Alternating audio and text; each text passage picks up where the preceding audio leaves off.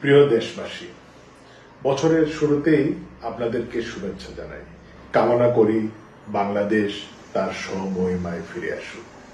এটা আমাদের মা মাটি, জন্মভূমি, আমাদের অহংকার, আমাদের গর্বের একটি জঙ্গিবাদী রাষ্ট্র বা জাতি হিসাবে আমরা বিশ্বে পরিচিত হতে চাই না। জানুয়ারির প্রথম দিনে, প্রথম সপ্তাহে গত বছর আমরা বই উৎসব করেছিলাম। বঙ্গবন্ধু কন্যা জননেত্রী শেখ হাসিনা বছরের পর বছর কোমলমতি ছাত্রছাত্রীদের হাতে বছরের শুরুতেই নতুন বই, ছাপাখানা থেকে আসা কালি এবং কাগজের যে গন্ধটা, সেটা একটা স্বর্গীয় অনুভূতি। সেই অনুভূতি থেকে অবৈধ ইউনূস সরকার লক্ষ লক্ষ ছাত্রছাত্রীদেরকে বঞ্চিত করেছে। শুধুই কি কোমলমতি ছাত্রছাত্রী, এদেশের সকল মানুষের আশা আকাঙ্ক্ষার বিপরীতে তারা অবস্থান নিয়েছে। আওয়ামী লীগকে ছোট করার জন্য বাঙালি জাতির সর্বকালের সর্বশ্রেষ্ঠ যে অহংকার, যে ইতিহাস, মুক্তিযুদ্ধকে, মুক্তিযুদ্ধের চেতনাকে বারে বারে পর্যদস্ত করে যাচ্ছে। 14ই ডিসেম্বর, 16ই ডিসেম্বর এই দেশের যে আবেগ অনুভূতি নিয়ে পালন হয়, এইবার সেটা হয়নি। জুতা পায়ে স্মৃতিসৌধে এই অবৈধ প্রধান উপদেষ্টা সে গিয়েছিল। এর থেকেই প্রমাণ হয় এদেশের মুক্তিযুদ্ধ এবং মুক্তিযুদ্ধের চেতনার প্রতি তার সামান্যতম কোনো আবেগ বা অনুভূতি নেই। আজকে এই বাংলাদেশ যে জায়গায় বঙ্গবন্ধু কন্যা জননেত্রী শেখ হাসিনা নিয়ে এসেছিলেন, দীর্ঘ 15 বছর আমরা সরকারে ছিলাম। শেখ হাসিনার নেতৃত্বে মানুষের যে পরিবর্তন আমরা দেখতে পেয়েছিলাম, সামাজিক অর্থনৈতিক ক্ষেত্রে আমাদের জিডিপি থেকে শুরু করে প্রত্যেকটি জায়গায় আমরা এগিয়ে গিয়েছিলাম। আমাদের তরুণদের জন্য নেত্রী কর্মসংস্থানের ব্যবস্থা করেছিলেন, উচ্চশিক্ষার ব্যবস্থা করেছিলেন। আমরা আইটি পার্কের কথা জানি। আমরা পারমাণবিক বিদ্যুৎ যুগে গিয়েছিলাম, মহাশূন্যে স্যাটেলাইট উৎক্ষেপণ করেছিলাম। সামরিক শক্তিতেও আমরা বিশ্বে 32তম স্থানে আমাদের অবস্থান নিশ্চিত করেছিলাম। এভাবে প্রত্যেকটি ক্ষেত্রেই যখন বাংলাদেশ এগিয়ে যাচ্ছিল, দেশি বিদেশি বিভিন্ন চক্রান্তের কারণে আজকে আমাদেরকে ক্ষমতার বাইরে যেতে হলো।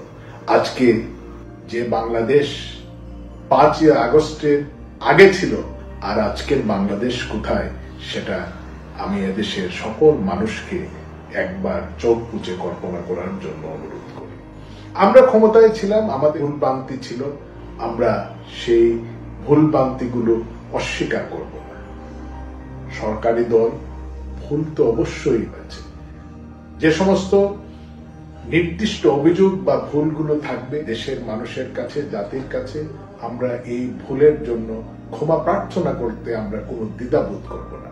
যে কোটা আন্দোলনের মধ্যে সরকারকে ক্ষমতা থেকে সরিয়ে দেওয়ার যে চক্রান্তটা সফল হলো, সেই কোটার বিষয়ে আমরা তো চেয়েছিলাম যে কোটা নয়, মেধার ভিত্তিতেই ছাত্ররা বা চাকরিতে তারা অবস্থান করবে। কিন্তু আজকে আমরা কোন বাংলাদেশে এসেছি?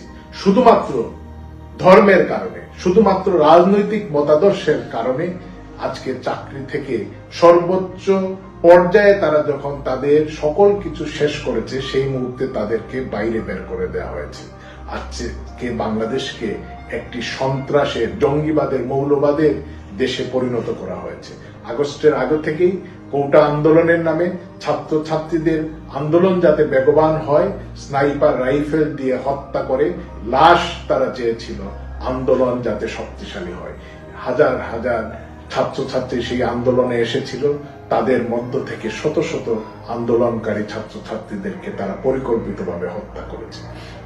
আমরা প্রতিটি প্রাণের মূল্য বুঝি।